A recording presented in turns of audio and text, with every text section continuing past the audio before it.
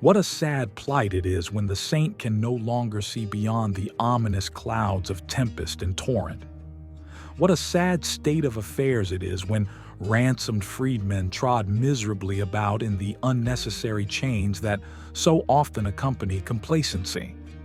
And yet, it is a path so well worn by the footprints of so many a wayward child that the ruts left thereby are all but immeasurable.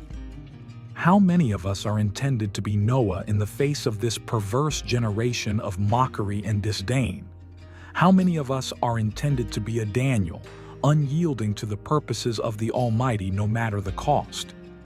How many of us are called to be a Job in the midst of a self-seeking culture of carnality and dead religion? How many of us are meant to boldly stand in the gap with nothing but a sling, a stone, and the assurance of the living God? How many of us are called to be a Paul, casting down the shame and defeat of our godless past, and being firmly established in proclaiming the victory that exists in one greater than ourselves? How tragic it is that countless Noahs, Daniels, Jobs, Davids, and Pauls will never reach the pinnacle of their purpose. By no means are they forsaken by God. But oh, what greater fruit they might have borne! What greater life abundant might they have experienced prior to their glorification!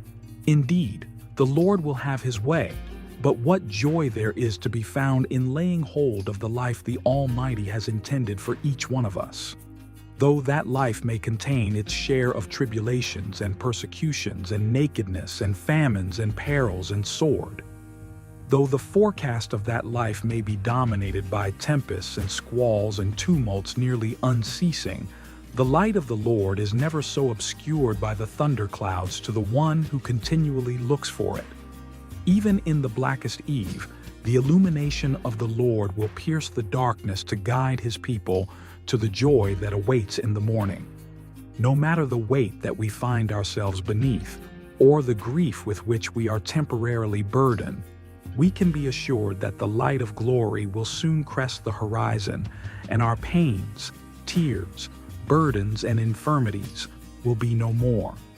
Therefore, O weary saint, tried and tested, battered but not broken, walk by faith and not by sight, knowing that the illumination of the light of world, Jesus Christ, is sufficient to lead you not only through any season of this pilgrimage, but across the very threshold of eternity in his presence.